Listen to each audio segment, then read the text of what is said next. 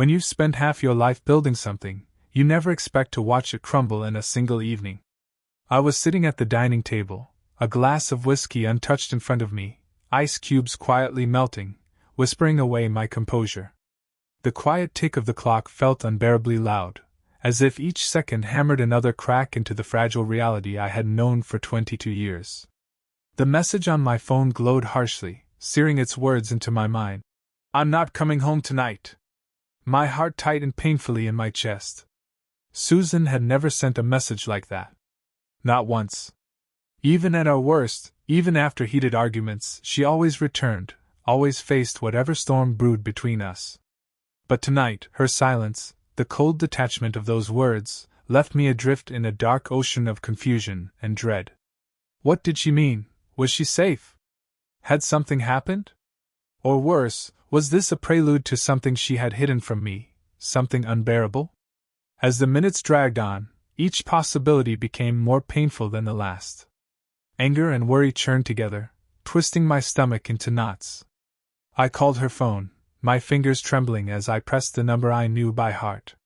Each unanswered ring was another layer of torture, confirming the cold suspicion growing within me.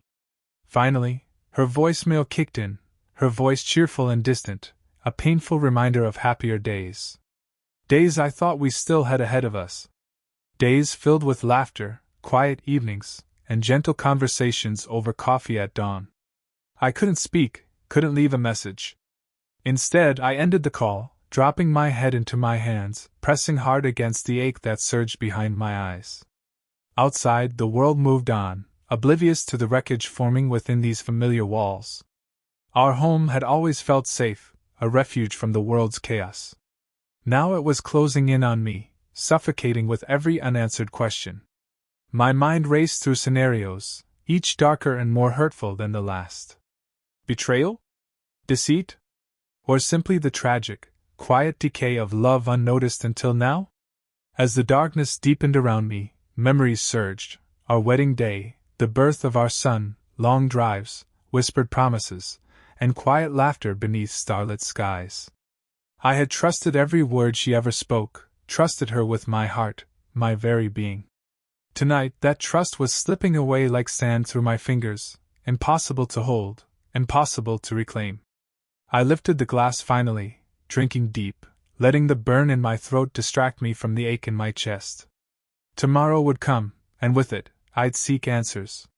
But tonight I sat helplessly in the ruins of my shattered certainty, haunted by those chilling words glowing relentlessly on my screen. "I'm not coming home tonight." Sleep never came. How could it, when every silent corner of our home whispered accusations and fears that I'd long ignored? The sun rose bleakly through the curtains, spilling pale gray light across the floor, but offered no comfort, no warmth. I watched the ceiling as if it might offer explanations, as if answers would form in the blank expanse above me. But it remained painfully empty, a mirror of the hole that had now torn itself open inside my chest. As morning stretched into a hollow day, my thoughts darkened further. Was Susan in trouble? Was she deliberately hurting me, punishing me somehow, or had I been blind to something devastatingly obvious? I moved through the house, pacing restlessly from room to room, searching for clues in our photographs, in her belongings, in the spaces that she occupied each day. Yet everywhere I looked was just another piece of the life we'd built together, now suddenly suspect, possibly false. Mid-morning, desperation drove me to her office, hoping for answers, explanations, something that would quiet the relentless anxiety gnawing at my mind. As I walked into the sleek, glass-walled building, the receptionist glanced up, her friendly expression faltering slightly when she recognized me. "Mr. Anderson," she stammered politely, her eyes darting away quickly. "Susan, Mrs. Anderson isn't in today." Her hesitation chilled me deeper. There was something there, hidden behind that forced smile. "Do you know where she might be? Has she called in?" My voice sounded alien, brittle even to my own ears, struggling to maintain composure. "No," she replied softly, looking everywhere but directly at me. "She requested the day off. Personal reasons," she said. "I'm sorry, I really don't know anything else." My mouth went dry, a heaviness settling deep in my gut. I nodded numbly, stepping back into the stark daylight outside, feeling more alone than ever. Susan had deliberately disconnected from everyone, her coworkers, her friends, and now, from me. Each step I took away from her office felt heavier, dragging me further into a fog of confusion and resentment. Driving home, my grip tightened painfully on the steering wheel, anger surging through my veins with each passing street. Why was she doing this? Had I missed signs, small betrayals that I'd brushed off as misunderstandings or fatigue? Memories resurfaced, twisted by doubt. Her late nights at work, missed dinners, whispered phone calls abruptly ended when I entered a room. Every innocent detail now painted in suspicion. Back at our home, silence awaited, thickening with the shadows of the evening. I sat in my favorite chair, staring blankly at nothing, feeling my pulse throb angrily in my temples. Was she with someone else right now? The mere thought made my chest tighten with a fury I'd never known. I had believed in loyalty, in promises, in the sanctity of what we had built. But now, betrayal loomed large, devouring everything good we'd shared. As darkness enveloped me once more, my heart battled between rage and sorrow, each emotion tearing viciously at the other. Susan had lit a match to our life, letting it burn slowly, deliberately, leaving me choking on the ashes of trust. And as I sat alone, bitterly confronting a reality I had feared but never anticipated, my mind began to twist toward revenge. If she was determined to break us, perhaps she needed to understand exactly what breaking felt like. The night seemed endless, filled with the torment of unanswered questions and dark imaginings. But dawn came swiftly, as if even time had lost patience with my suffering. My heart, exhausted from the cycle of anger and anguish, had grown cold, numb to the devastation now looming over me. I knew I had to confront the truth, whatever it might be, before it destroyed me entirely from within. Clarity came like the edge of a blade, sharp and unforgiving. I needed proof. Without it, every accusation was only a shadow, easily denied and impossible to trust fully. So, in the pale early light, driven by a relentless need to reclaim some control, I did something I'd sworn never to do. I began digging through the pieces of her private world. The first place I looked was her desk, nestled in the corner of our bedroom. My hands shook slightly as I pulled open each drawer, feeling invasive yet justified by her silence. At first, everything seemed painfully normal: bills, receipts, small reminders of our shared life. But tucked beneath papers in the last drawer, my fingertips brushed against a small notebook I had never seen before. Holding it felt like gripping a live wire, my heartbeat quickening with dread and anticipation. I sat at the edge of our bed, a bed that had become a cold stranger overnight, and opened the pages. It was Susan's handwriting, unmistakably graceful but hurried, chaotic in a way I had never seen. Every word felt like a stab to my heart: dates, times, cryptic phrases about lunches and meetings that I'd known nothing about. The name, James, repeated on several pages, punctuated with details, addresses, and times that aligned painfully with her absences. My throat closed tightly, a surge of nausea rising as reality came crashing down on me. There it was, the bitter truth I'd feared, laid out plainly in her own hand, documenting her betrayal as calmly as if noting down appointments or grocery lists. My vision blurred with tears, my chest heaving as I fought to contain the mixture of grief and fury roaring inside me. How could she? How could the woman who had promised me her heart and soul betray me with such calculated indifference? The agony of this realization was overwhelming. Yet amid the crushing pain emerged something else: clarity, cold and unwavering. This was no misunderstanding, no accidental slip. It was intentional deception, betrayal methodically hidden behind smiles and affection. I slammed the notebook shut, the sound echoing sharply through the room. It wasn't anger alone that surged through my veins now, but resolve, dark and potent. I couldn't simply confront her and demand explanations. Words, promises, they had lost their meaning. Susan had chosen this path, but she didn't control its outcome. Rising from the bed, a bitter determination steadied my shaking limbs. If she believed she could betray me and simply return as if nothing had happened, she had gravely underestimated me. My pain would no longer be silent, hidden behind a veneer of calm patience. My heart had broken, but my dignity demanded action.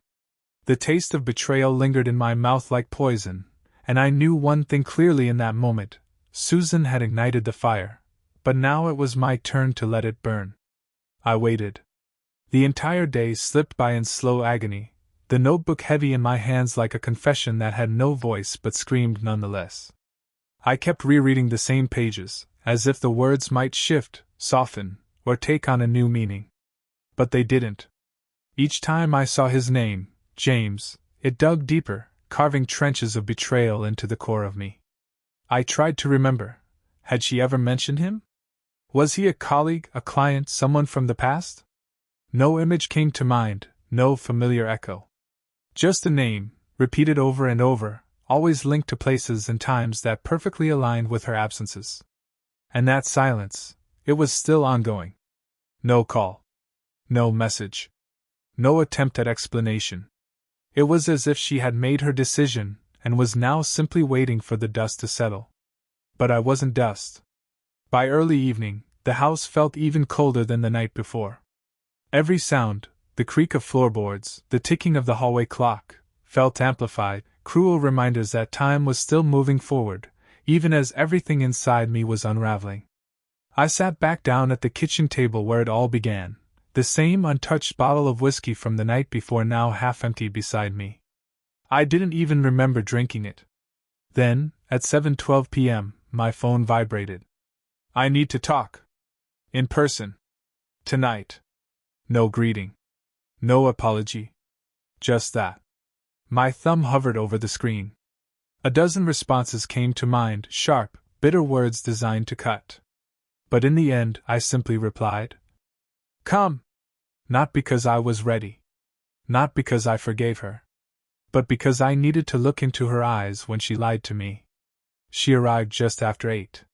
The sound of her car in the driveway stirred something in me, not hope, not anger exactly, but a strange, hollow alertness, like my body waking up before my mind could catch up. I stood in the hallway, every muscle tight with anticipation, as the front door clicked open. Susan stepped inside slowly, her eyes scanning the space like it was unfamiliar. She looked tired, hair pulled back hastily, makeup faded, but not enough to hide the guilt etched across her face. She didn't speak at first. Neither did I. We just stood there, two strangers wearing the faces of people who once built a life together. "I didn't know how to," she began, then stopped, swallowing hard. I needed time." I laughed, quiet, sharp. "Time for what? To erase us one line at a time in your notebook?" That struck her. Her face paled. "You went through my things," she said, not with anger, but a kind of distant sadness. Like betrayal was a language she thought only she could speak. "I needed the truth. You weren't offering it." She didn't deny it. Didn't even flinch. Instead, she lowered her gaze and nodded. "I met him at work. Months ago. It wasn't planned. It never is," I muttered, though my voice lacked venom now. I was tired, bone-deep tired. "I didn't sleep with him." "Not yet," she added quickly, as if that minor detail might redeem her. "But you were going to." It wasn't a question. She nodded again. The silence between us was unbearable. Not heavy, but empty, like the echo in a burned-out house. I looked at her and saw the ghost of the woman I once loved, still standing, still breathing, but no longer real. "Why?" I asked finally.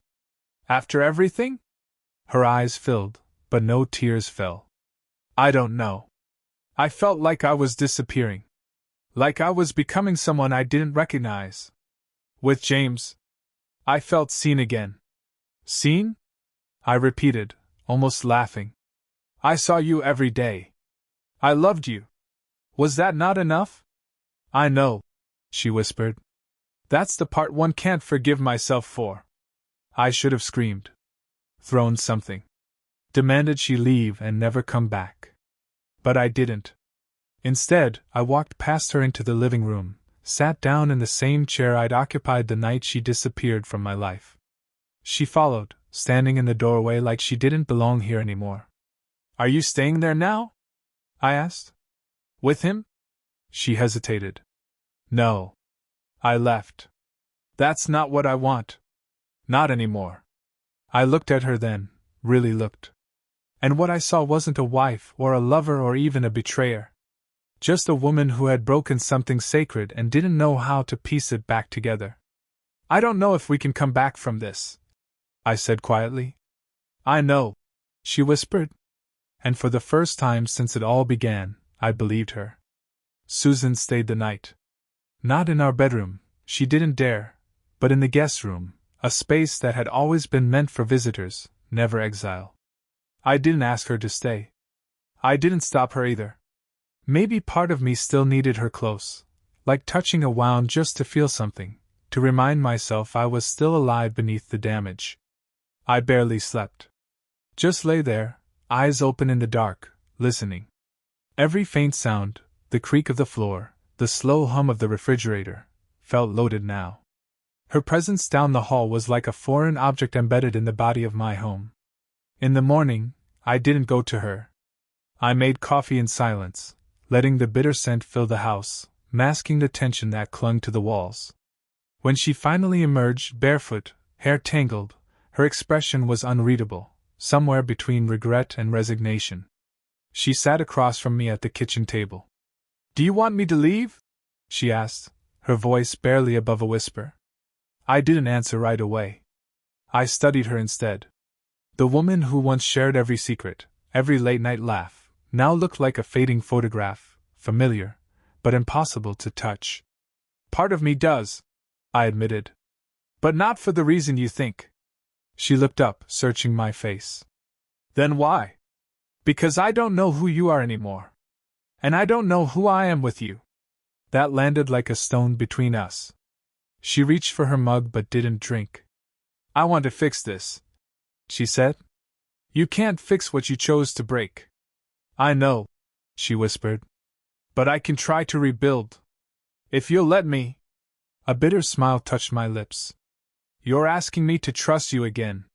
To forget the lies. The secrecy." "James." "No," she said, eyes locked on mine. "I'm asking you to see me again. The way I forgot to see you." For a long moment, we just sat there, two people picking through the wreckage, looking for something worth saving. Finally, I spoke. "You'll stay. For now. But this isn't forgiveness. This isn't a reset. It's a beginning of something, uncertain." She nodded, tears brimming. "Uncertain is more than I deserve." I didn't disagree. But I also didn't ask her to leave. The days that followed were slow and strangely quiet. We coexisted. Not like before, not like husband and wife, or even like friends, but like two people stranded on a lifeboat, taking shallow breaths, trying not to capsize. She stayed mostly in the guest room, respectful of boundaries either of us had the strength to define. Meals were shared in silence. Eye contact was rare, and when it happened, it was brief, just enough to sting. I avoided the notebook. I kept it locked in the drawer of my desk, as if proximity alone might infect me with more doubt. But even without reading it again, I saw the words. I heard them. Her handwriting haunted me more than her voice ever could. Some nights, I'd lie awake and think about the life we built. Not in anger, but like someone mourning a home lost in a fire. You remember the warmth, the memories, the laughter echoing through the rooms. But you also see the ash. And the silence that follows. Then, on a Thursday morning, something shifted. I found her in the backyard. Not just standing there, but working, clearing out the dead plants in the garden we used to tend together. She wore gloves and an old sweatshirt of mine, sleeves pushed up, hair messy, skin streaked with dirt. She looked human again. Fallible. Real. I stood by the door for a moment, watching her, unsure why it affected me. Maybe because it wasn't about appearances or performance. It wasn't penance. It was just effort. Later, she came inside, wiping her hands on a towel. "You used to love those tomatoes," she said softly. They always tasted better when we grew them together. I nodded, unsure how to answer. There was a long pause. Then she asked, would it be okay if I stayed longer than just for now? I didn't respond right away. I walked past her into the kitchen, poured myself some water. And only then, staring at the glass in my hands, did I say, that depends on one thing. She waited. No more lies. Ever. About anything. Her voice caught. I swear it. I looked at her then. Not through her. Not past her. At her. Then we'll see. And that was all I could offer. Spring came slowly that year. The garden bloomed again, not as vibrantly as before, but enough to remind us that life, despite everything, had a way of coming back. Susan and I worked in the soil together some mornings, saying little, but finding rhythm in shared motion. There were no apologies left to offer, no explanations that hadn't already been stripped bare. What remained was something simpler. Presence. I'd be lying if I said I forgave her. Truthfully, I didn't know what forgiveness was supposed to feel like anymore. Was it peace? Was it forgetting? Or was it just the quiet decision to stop picking at the wound? Whatever it was, I hadn't reached it. But I also hadn't walked away. Some days we talked, cautiously at first. She told me things she never had before, about the loneliness, the slow erosion of identity, how she hadn't meant to drift, but somehow had. I told her about the nights I sat staring into darkness, thinking of everything and nothing, how betrayal doesn't feel like a sharp blade, it feels like drowning in a place you thought was safe. We didn't rebuild our marriage. We built something else.